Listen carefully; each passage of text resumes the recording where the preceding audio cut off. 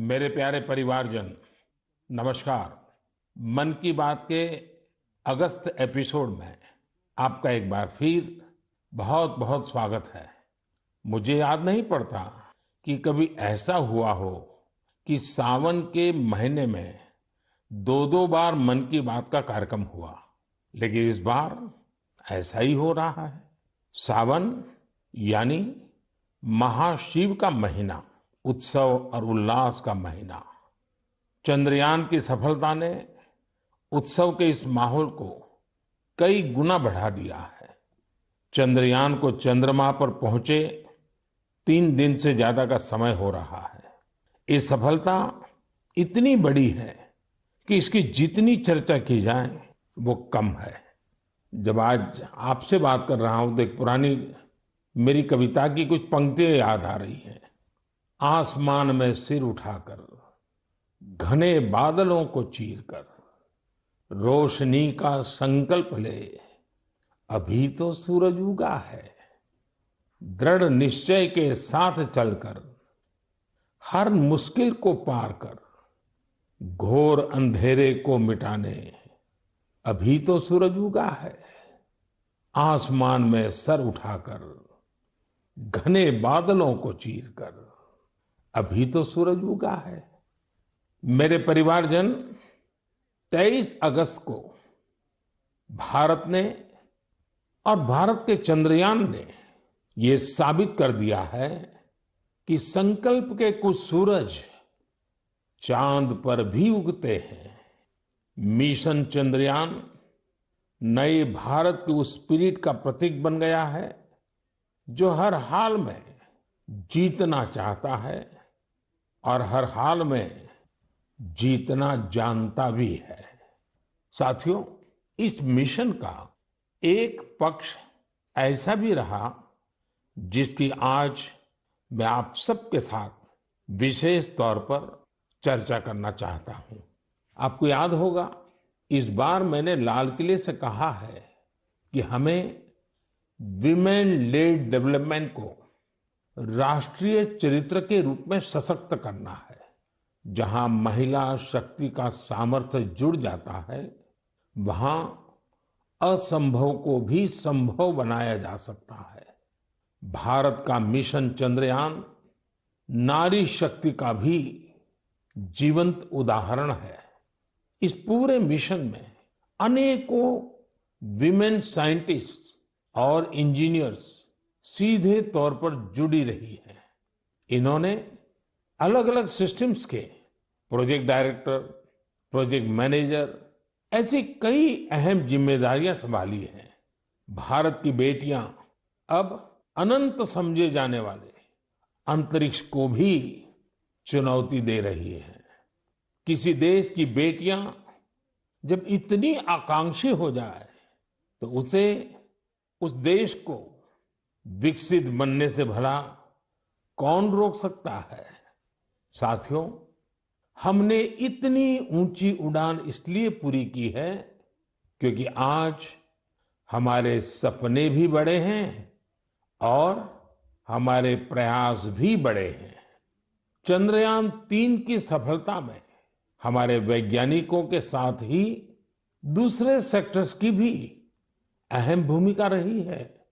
तमाम पार्ट्स और तकनीकी जरूरतों को पूरा करने में कितने ही देशवासियों ने योगदान दिया है। जब सबका प्रयास लगा तो सफलता भी मिली। यही चंद्रयान-3 की सबसे बड़ी सफलता है।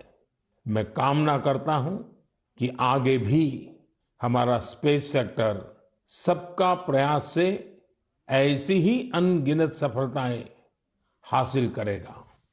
मेरे परिवारजनों, सितंबर का महीना भारत के सामर्थ्य का साक्षी बनने जा रहा है। अगले महीने होने जा रही G20 लीडर समिट के लिए भारत पूरी तरह से तैयार है। इस आयोजन में भाग लेने के लिए 40 देशों के राष्ट्राध्यक्ष और अनेक ग्लोबल ऑर्गेनाइजेशंस राजधानी दिल्ली आ रहे हैं। G20 समिट के इतिहास में ये अब तक की सबसे बड़ी भागीदारी होगी। अपनी प्रेसिडेंसी के दौरान भारत ने G20 को और ज्यादा इंक्लूसिव फोरम बनाया है। भारत के निमंत्रण पर ही अफ्रीकन यूनियन भी G20 से जुड़ी और अफ्रीका के लोगों की आवाज दुनिया के इस अहम प्लेटफॉर्म तक पहुंची। साथियों, पिछले साल बाली में भारत को G20 की अध्यक्षता मिलने के बाद से अब तक इतना कुछ हुआ है जो हमें गर्व से भर देता है। दिल्ली में बड़े बड़े कार्यक्रमों की परंपरा से हटकर हम इसे देश के अलग अलग शहरों में ले गए। देश के 60 शहरों में इससे जुड़ी करीब करीब 200 बैठकों का आयोजन किया गया। G20 डेलीगेट्स जहां भी गए वहां लोगों ने गर्मजोशी से उनका स्वागत किया। ये डेलीगेट्स हमारे देश की डाइवर्सिटी देखकर, हमारी वाइब्रेंट डेमोक्रेसी देखकर बहुत ही प्रभावित हुए। उन्हें ये भी एहसास हुआ कि भारत में कितनी सारी संभावनाएं हैं। साथियों, G20 की हमारी प्रेसिडेंसी पीपल्स प्रेसिडेंसी है, जिसमें जन भागीदारी की भावना सबसे आगे है। G20 के जो 11 एंगेजमेंट ग्रुप्स थे, उनमें एकेडेमिया, सिविल सोसाइटी, युवा, महिलाएं, हमारे सांसद, एंटरप्रेन्योर्स और अर्बन एडमिनिस्ट्रेशन से जुड़े लोगों ने अहम भूमिका निभाई। इसे लेकर देश भर में जो आयोजन हो रहे हैं, उनसे किसी न किसी रूप से 1.5 करोड़ से अधिक लोग जुड़े हैं। जन भागीदारी की हमारी इस कोशिश में एक ही नहीं बल्कि दो विश्व रिकॉर्ड भी बन गए हैं। वाराणसी में हुई G20 क्विज में 800 स्कूलों के 1.25 लाख स्टूडेंट्स की भागीदारी एक नया विश्व रिकॉर्ड बन गया। वहीं लंबानी कारीगरों ने भी कमाल कर दिया। 450 कारीगरों ने करीब 1800 यूनिक पैचेज का आश्चर्यजनक कलेक्शन बनाकर अपने हुनर और क्राफ्ट्समैनशिप का परिचय दिया है। G20 में आए हर प्रतिनिधि हमारे देश की आर्टिस्टिक डाइवर्सिटी को देखकर भी बहुत हैरान हुए। ऐसा ही एक शानदार कार्यक्रम सूरत में आयोजित किया गया। वहां हुए साड़ी वॉकाथॉन में 15 राज्यों की 15,000 महिलाओं ने हिस्सा लिया। इस कार्यक्रम से सूरत की टेक्सटाइल इंडस्ट्री को तो बढ़ावा मिला ही, वोकल फॉर लोकल को भी बल मिला और लोकल के लिए ग्लोबल होने का रास्ता भी बना। श्रीनगर में G20 की बैठक के बाद कश्मीर के पर्यटकों की संख्या में भारी बढ़ोतरी देखी जा रही है। मैं सभी देशवासियों को कहूंगा कि आइए मिलकर G20 के सम्मेलन को सफल बनाएं, देश का मान बढ़ाएं।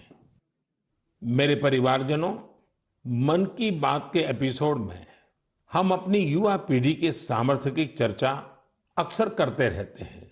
आज खेलकूद एक ऐसा क्षेत्र है जहां हमारे युवा निरंतर नई सफलताएं हासिल कर रहे हैं। मैं आज मन की बात में एक ऐसे टूर्नामेंट की बात करूंगा जहां हाल ही में हमारे खिलाड़ियों ने देश का परचम लहराया है। कुछ ही दिनों पहले चीन में वर्ल्ड यूनिवर्सिटी गेम्स हुए थे। इन खेलों में इस बार भारत की बेस्ट एवर परफॉर्मेंस रही है। हमारे खिलाड़ियों ने कुल 26 पदक जीते, जिनमें से 11 गोल्ड मेडल थे। आपको ये जानकर अच्छा लगेगा कि 1959 से लेकर अब तक जितने वर्ल्ड यूनिवर्सिटी गेम्स हुए हैं, उनमें जीते सभी मेडल्स को जोड़ दें तो भी ये संख्या 18 तक ही पहुंचती है। इतने दशकों में सिर्फ 18, जबकि इस बार हमारे खिलाड़ियों ने 26 मेडल जीत लिए। इसलिए वर्ल्ड यूनिवर्सिटी गेम्स में मेडल जीतने वाले कुछ युवा खिलाड़ी, विद्यार्थी इस समय फोन लाइन पर मेरे साथ जुड़े हुए हैं। मैं सबसे पहले इनके बारे में आपको बता दूं। यूपी की रहने वाली प्रगति ने आर्चरी में मेडल जीता है असम के रहने वाले अम्लान ने एथलेटिक्स में मेडल जीता है। यूपी की रहने वाली प्रियंका ने रेस वॉक में मेडल जीता है। महाराष्ट्र के रहने वाली अभिदन्या ने शूटिंग में मेडल जीता है। मेरे प्यारे युवा खिलाड़ियों, नमस्कार। नमस्ते सर। मुझे आपसे बात करके बहुत अच्छा लग रहा है। मैं सबसे पहले भारत की यूनिवर्सिटीज में से सिलेक्ट की गई टीम, आप लोगों ने जो भारत का नाम रोशन किया है, इसलिए मैं आप सबको बधाई देता हूं। आपने वर्ल्ड यूनिवर्सिटी गेम्स में अपने प्रदर्शन से हर देशवासी का सिर गर्व से ऊंचा कर दिया है। तो सबसे पहले तो मैं आपको बहुत बहुत बधाई देता हूं। प्रगति, मैं इस बातचीत की शुरुआत आपसे कर रहा हूं। आप सबसे पहले मुझे बताइए कि 2 मेडल जीतने के बाद आप जब यहाँ से गई, तब ये सोचा था क्या, और इतना बड़ा विजय प्राप्त किया तो महसूस क्या हो रहा है? तो बहुत प्राउड फील कर रही थी मैं। मुझे इतना अच्छा लग रहा था कि मैं अपने देश का झंडा इतना ऊंचा लहरा के आई हूँ कि एक बार तो ठीक है गोल्ड फाइट में पहुंचे थे, उसको लूज किया था तो रिग्रेट हो रहा था, पर दूसरी बार यही था दिमाग में कि अब कुछ हो जाए, ये इसको नीचे नहीं जाने देना है, इसको हर हाल में सबसे ऊंचा लहरा के ही आना है। जब हम फाइट को लास्ट में जीते थे तो वहीं पोडियम पे हम लोग ने बहुत अच्छे से सेलिब्रेट किया था। वो मोमेंट बहुत अच्छा था। इतना प्राउड फील हो रहा था कि मतलब हिसाब नहीं था उसका। प्रगति, आपको तो फिजिकली बहुत बड़े प्रॉब्लम आए थे, उसमें से आप उभर करके आई। ये अपने आप में देश के नौजवानों के लिए बड़ा इंस्पायरिंग है। क्या हुआ था आपको? तो 5 मई 2020 में मुझे सर ब्रेन हैमरेज हुआ था। मैं वेंटिलेटर पे थी। कुछ कंफर्मेशन नहीं थी कि मैं बचूंगी कि नहीं, और बची तो कैसे बचूंगी, बट इतना था कि हाँ, मुझे अंदर से हिम्मत थी कि मैंने जाना है, वापस ग्राउंड पर खड़े होना है, एरो चलाने हैं। मेरे को मेरी जिंदगी बचाई है तो सबसे बड़ा हाथ भगवान का, उसके बाद डॉक्टर का, फिर आर्चरी का। हमारे साथ अम्लान भी है। अम्लान, जरा बताइए, आपकी एथलेटिक के प्रति इतनी ज्यादा रुचि कैसे डेवलप की? जी नमस्कार सर। नमस्कार, नमस्कार। सर एथलेटिक्स के प्रति तो पहले उतनी रुचि नहीं थी, पहले हम फुटबॉल में थे ज़्यादा। बट जैसे जैसे मेरे भाई का एक दोस्त है तो उन्होंने मेरे को बोला कि अम्लान तुम्हें एथलेटिक्स में कंपटीशन में जाना चाहिए। तो मैंने सोचा चलो ठीक है। तो पहला जब मैंने स्टेट मीट खेला तो मैं हार गया उसमें। तो वो हार मुझे अच्छी नहीं लगी, तो ऐसे करते करते मैं एथलेटिक्स में आ गया। फिर ऐसे ही धीरे धीरे अभी मज़ा आने लग रहा है, तो ऐसे ही मेरा रुचि बढ़ गया। अम्लान, जरा बताइए, ज्यादातर प्रैक्टिस कहाँ की? ज्यादातर मैंने हैदराबाद में प्रैक्टिस की है, साई रेड्डी सर के अंडर। फिर उसके बाद में भुवनेश्वर में शिफ्ट हो गया, तो उधर से मेरा प्रोफेशनली स्टार्ट हुआ सर। अच्छा, हमारे साथ प्रियंका भी है। प्रियंका, आप 20 किलोमीटर रेस वॉक टीम का हिस्सा थी। सारा देश आज आपको सुन रहा है और वे इस स्पोर्ट्स के बारे में जानना चाहते हैं। आप ये बताइए कि इसके लिए किस तरह की स्किल की जरूरत होती है और आपकी कैरियर कहाँ कहाँ से कहाँ पहुंची? मेरे जैसे इवेंट में मतलब काफी टफ है, क्योंकि हमारे 5 जज खड़े होते हैं। अगर हम भाग भी लिए तो भी वो हमें निकाल देंगे, या फिर थोड़ा रोड से अगर हम उठ जाते हैं, जंप आ जाती है तो भी वो हमें निकाल देते हैं, या फिर हमने नी बैंड किया तो भी हमें निकाल देते हैं। और मेरे को तो वार्निंग भी 2 आ गई थी। उसके बाद मैंने अपनी स्पीड पे इतना कंट्रोल किया कि कहीं ना कहीं मुझे टीम मेडल तो एटलीस्ट यहाँ से जीतना ही है, क्योंकि हम देश के लिए यहाँ पे आए हैं और हमें खाली हाथ यहाँ से नहीं जाना है। और पिताजी, भाई वगैरह सब ठीक है? हाँ जी सर, सब बढ़िया। मैं तो सबको बताती हूँ कि आप मतलब इतना मोटिवेट करते हैं हम लोग को। सच में सर बहुत अच्छा लग रहा है, क्योंकि वर्ल्ड यूनिवर्सिटी जैसे खेल्स को इंडिया में इतना पूछा भी नहीं जाता, लेकिन अब इतना सपोर्ट मिल रहा है ना इस गेम में भी। मतलब हम ट्वीट भी देख रहे हैं कि हर कोई ट्वीट कर रहा है कि हमने इतने मेडल जीते हैं, तो काफी अच्छा लग रहा है कि ओलंपिक्स की तरह इसको भी इतना बढ़ावा मिल रहा है। चलिए प्रियंका, मेरी तरफ से बधाई है, आपने बड़ा नाम रोशन किया है। आइए हम अभिदन्य से बात करते हैं। नमस्ते सर। बताइए अपने विषय में। सर मैं प्रॉपर कोल्हापुर महाराष्ट्र से हूँ। मैं शूटिंग में 25 मीटर स्पोर्ट्स पिस्टल और 10 मीटर एयर पिस्टल दोनों इवेंट करती हूँ। मेरे माता पिता दोनों एक हाई स्कूल टीचर है। तो मैंने 2015 में शूटिंग स्टार्ट किया। जब मैंने शूटिंग स्टार्ट किया तब उधर कोल्हापुर में उतनी फैसिलिटीज नहीं मिलती थी। बस से ट्रैवल करके पेट वडगांव से कोल्हापुर जाने के लिए 1.5 घंटा लगता है, तो वापस आने के लिए 1.5 घंटा और 4 घंटे की ट्रेनिंग। तो ऐसे 6-7 घंटे तो आने जाने में और ट्रेनिंग में जाते थे, तो मेरी स्कूल भी मिस होती थी।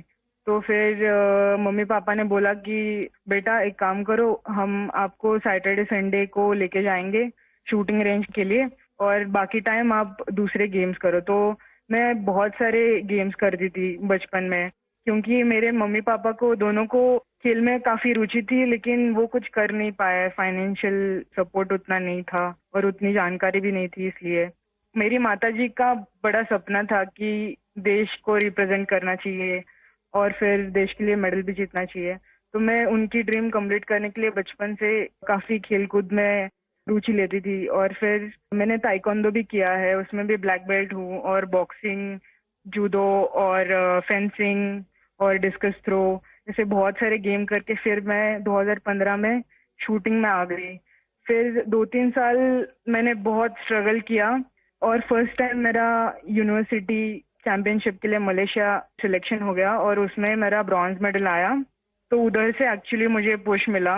फिर मेरे स्कूल ने मेरे लिए एक शूटिंग रेंज बनवाई, फिर मैं उधर ट्रेनिंग करती थी और फिर उन्होंने मुझे पुणे भेज दिया ट्रेनिंग करने के लिए। तो यहाँ पे गगन नारंग स्पोर्ट्स फाउंडेशन है, गन फॉर ग्लोरी, तो मैं उसी के अंडर ट्रेनिंग कर रही हूँ अभी। गगन सर ने मुझे काफी सपोर्ट किया और मेरे गेम के लिए बढ़ावा दिया। अच्छा, आप चारों में से कुछ कहना चाहते हो तो मैं सुनना चाहूंगा। प्रगति हो, अम्लान हो, प्रियंका हो, अभिदन्या हो, आप सब मेरे साथ जुड़े हुए हैं तो कुछ कहना चाहते हैं तो मैं जरूर सुनूंगा। सर मेरा एक सवाल है सर, जी। आपको सबसे अच्छा स्पोर्ट्स कौन सा लगता है सर? खेल की दुनिया में भारत को बहुत खिलना चाहिए और इसलिए मैं इन चीजों को बहुत बढ़ावा दे रहा हूं। लेकिन हॉकी, फुटबॉल, कबड्डी, खो खो, ये हमारी धरती से जुड़े हुए खेल हैं। इसमें तो हमने कभी पीछे नहीं रहना चाहिए। और मैं देख रहा हूं कि आर्चरी में हमारे लोग अच्छा कर रहे हैं, शूटिंग में अच्छा कर रहे हैं।